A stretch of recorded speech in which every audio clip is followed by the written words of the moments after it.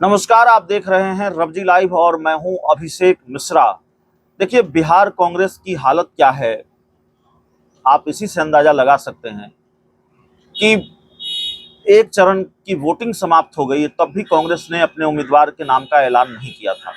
6 लोकसभा सीटों पर कांग्रेस अपने उम्मीदवार के नाम का ऐलान नहीं कर पाई थी। सस्पेंस बरकरार था।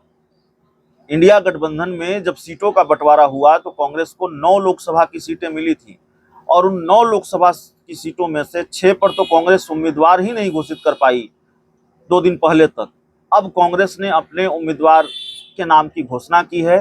अपने उम्मीदवार तय कर दिए हैं। बिहार की 6 में से 5 लोकसभा सीटों पर, एक लोकसभा सीट जो है पटना साहिब, वहां अब भी कांग्रेस ने अपने उम्मीदवार का ऐलान नहीं किया है। तो कुल मिलाकर 9 सीटों में से 8 सीटों पर कांग्रेस ने उम्मीदवार के नाम का ऐलान कर दिया है। किशनगंज में पहले हो गया। मोहम्मद जावेद जो वहां के मौजूदा सांसद हैं, उन पर भरोसा जताया कांग्रेस ने। भागलपुर की सीट पर अजीत शर्मा को टिकट दिया है, कटिहार से तारिक अनवर को टिकट दिया है और बाकी जो 5 सीटें हैं उसमें कांग्रेस ने अखिलेश सिंह के बेटे को महाराजगंज से टिकट दिया है, आकाश सिंह को, और महाराजगंज सीट से उम्मीदवार बनाया है। पिछला चुनाव वो रालोसपा के टिकट पर मोतिहारी से लड़े थे और इस बार आप कह सकते हैं कि पिता के प्रदेश अध्यक्ष बनने का लाभ उनको मिला है। 4 सीटों के नाम पर ऐलान किया गया है। 4 और सीटें हैं। सन्नी हजारी समस्तीपुर से, उनको टिकट मिला है। सन्नी हजारी नीतीश सरकार के मंत्री महेश्वर हजारी के बेटे हैं और कुछ दिन पहले ही वो कांग्रेस में शामिल हुए थे। मुजफ्फरपुर से अजय निषाद को कांग्रेस ने उम्मीदवार बनाया है। मुजफ्फरपुर से सांसद हैं अजय निषाद और बीजेपी छोड़कर कांग्रेस में शामिल हुए हैं।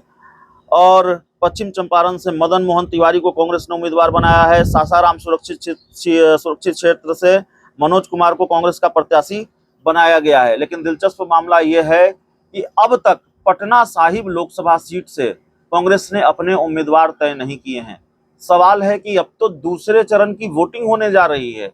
26 अप्रैल को दूसरे चरण की वोटिंग है।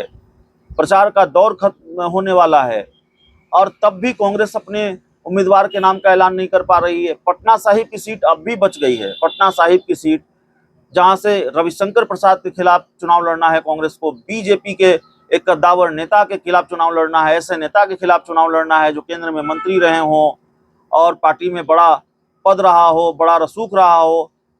और जो सीट पर लड़ाई, जिस सीट पर मानी जा रही है कि मुश्किल लड़ाई है कांग्रेस के लिए, और लड़ाई रही है मुश्किल कांग्रेस के लिए पहले भी, वहां कांग्रेस आज तक, अभी तक अपने उम्मीदवार के नाम का ऐलान नहीं कर पा रही है। तो ये कैसी लड़ाई और कैसा चुनाव कांग्रेस लड़ रही है, ये कांग्रेस ही बता सकती है और इसको लेकर सवाल भी उठ रहे हैं।